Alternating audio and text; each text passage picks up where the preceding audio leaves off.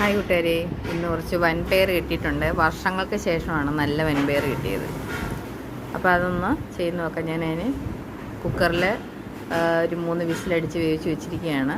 ആവശ്യത്തിന് ഉപ്പിട്ടൊക്കെ വേവിച്ച് അതിൻ്റെ ചാറെടുത്ത് ഞാൻ മാറ്റി വെച്ചു. അത് ഞാനൊരു കറിയായിട്ട് വെക്കും. പണ്ട് അമ്മയൊക്കെ ചെയ്തത് കൂട്ടേ എണ്ണ ഒഴിച്ചു, കടുവിട്ടു, ഉള്ളി, വറ്റലമുളകെല്ലിട്ട് കടുവ് വറുത്തപ്പം നമ്മളിനി അതിൻ്റെ അരപ്പ് ഞാൻ ഇവിടെ കണ്ടോ, വൻപയർ കുറച്ച് തേങ്ങയിട്ട് മിക്സ് ചെയ്ത് വെച്ചതാണ്. അതും ഒരു ആഗ്രഹം, എല്ലാവർക്കും കഴിക്കാം.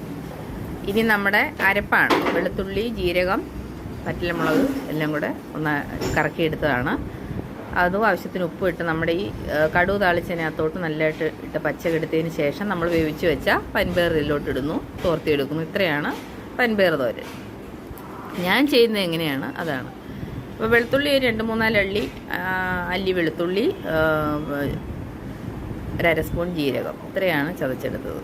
മഞ്ഞൾപ്പൊടി നല്ലതായിട്ട് തോർത്തി എടുത്തു കഴിഞ്ഞാൽ നമ്മൾ കല്ലേ വെച്ച് ചതച്ചെടുക്കുന്നതുകൊണ്ട് എന്തായാലും മിക്സിയിൽ അടിക്കുമ്പോൾ അതിൻ്റെ ആ ഒരു ശരിയാകില്ല. പിന്നെ നമ്മൾ എന്ത് ചെയ്യാൻ പറ്റും.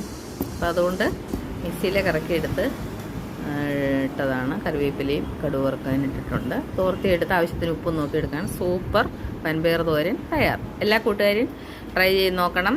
ലൈക്ക് ചെയ്യണം, സപ്പോർട്ട് ചെയ്യണം. യൂട്യൂബിലാണെങ്കിൽ സബ്സ്ക്രൈബൊക്കെ ചെയ്യണം. ഞാൻ ഇനി അടുത്തൊരു വീഡിയോ ആയിട്ട് വരാം. ഉണ്ടോ, നല്ലതായിട്ട് ഇളക്കി തോർത്തിക്കൊണ്ടിരിക്കണം. അതിൻ്റെ ആ ഒരു വെള്ളമയൊക്കെ ഒന്ന് മാറ്റി നല്ലതായിട്ട് എടുത്തു കഴിഞ്ഞാൽ നമ്മുടെ സൂപ്പർ തോരനാണ്. Thank you friends.